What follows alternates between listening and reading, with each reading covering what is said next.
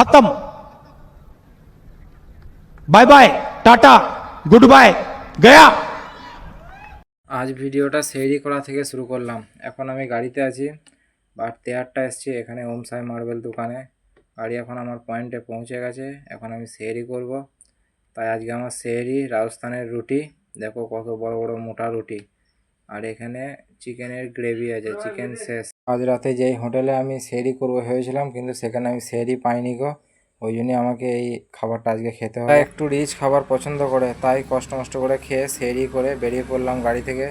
এখন ওকে একটু সালাম জানিয়ে দিলাম, ভাই আসছি, দোয়া করিস আমার জন্যে। বেরিয়ে পড়লাম গাড়ি থেকে।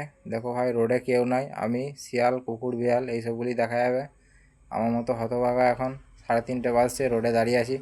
দেখা যাক আজকে আমাকে কে একটু লিফট দেয়। এখান থেকে আমাকে যেতে হবে কৃষ্ণনগর।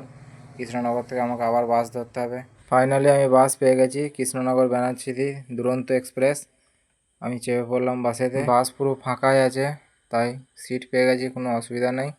একটু ঘুমিয়ে নেবো বাসেতে, সারা রাত জায়গা আছে।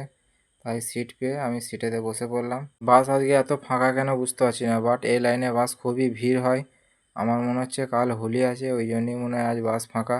বন্ধু, অবাক করা ঘটনা, এখন বাসটি নাদনঘাট ব্রিজের হাইট অ্যাঙ্গেলে আটকে গেছে।